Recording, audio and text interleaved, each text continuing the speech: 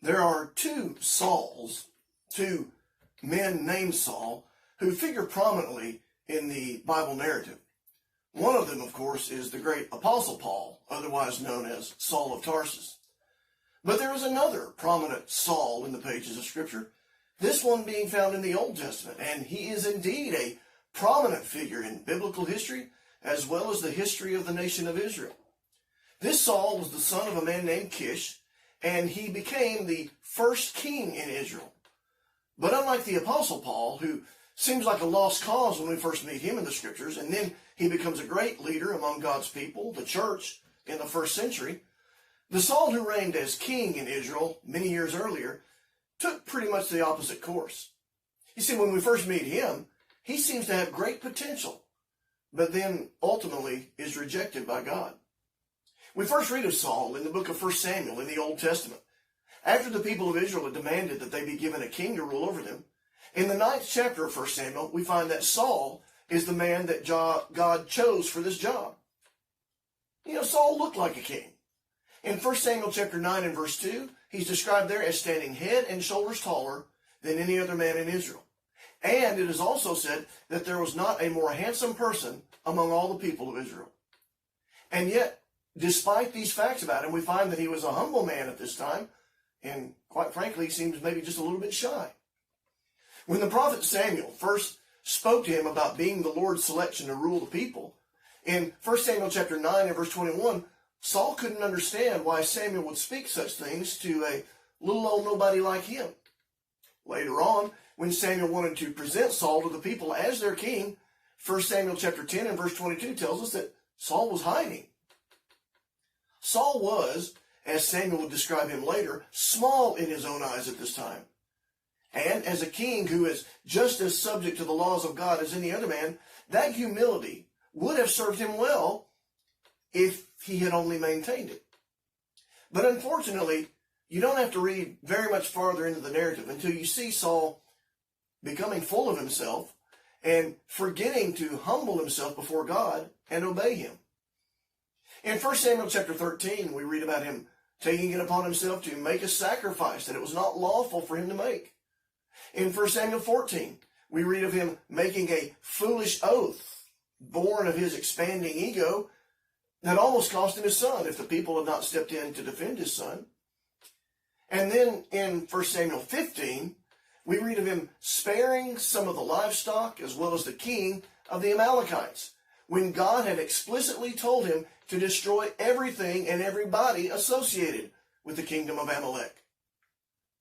Saul apparently decided that he was important enough as king to override God's commands when it suited him.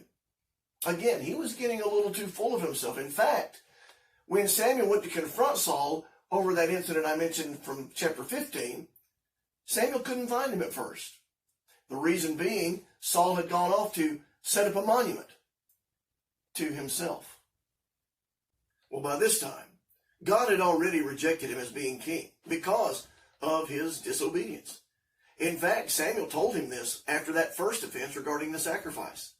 In 1 Samuel chapter 13 and verse 13, Saul was told by Samuel that his kingdom would not continue. It would be given to another man, a man after God's own heart. Saul was thus rejected. But even so, God made it clear that this was not some arbitrary or unfair decision that he had made on a whim. The reason that this was done is stated very clearly to Saul in 1 Samuel chapter 15 and verse 23.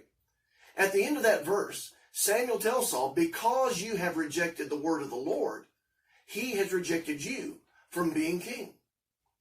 See, it was because Saul made the unfortunate decision to reject the word of the Lord and disobey God on multiple occasions that God rejected Saul. In fact, back in chapter 13 and verse 13, Samuel let Saul know that had he continued to humble himself and obey God, God would have established his throne over Israel forever, meaning that God would have been with him and would have ensured that his line would continue on the throne. But Saul rejected the word of the Lord, and in so doing rejected the Lord himself. And later, when he would desperately need God and God's help, he found himself out of luck.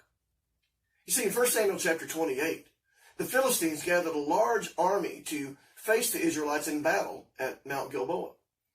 And Saul was afraid at this time, desperately afraid.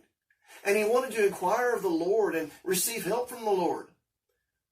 But remember, he had already rejected the word of the Lord.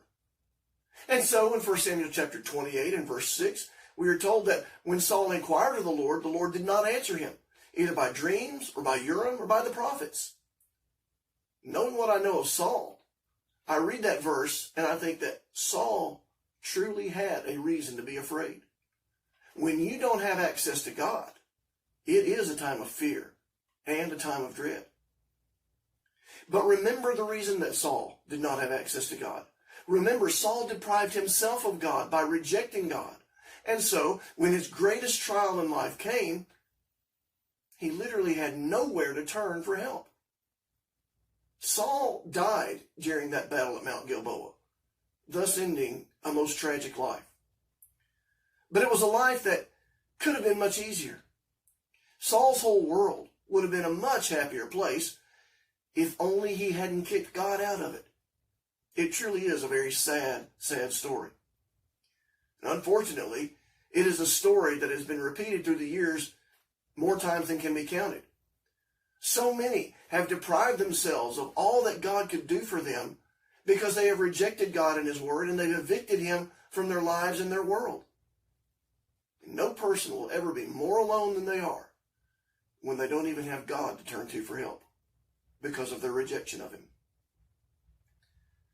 And that's the world that many people live in today. A world with no God. Not because there is no God, but because they have chosen to leave God out of their lives.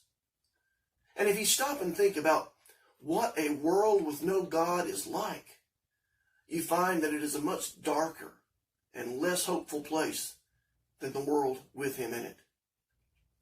There's no reason for anyone to live in a world like that. There's no reason that you have to. There is a God. Even the evidence that is around us supports that statement. The truly honest person who digs into the evidence becomes aware that the odds against the universe and all life in it coming into being by chance over the course of 15 billion years, the odds against that are just too large for anyone to reasonably believe. All of this that we see around us had to have been created.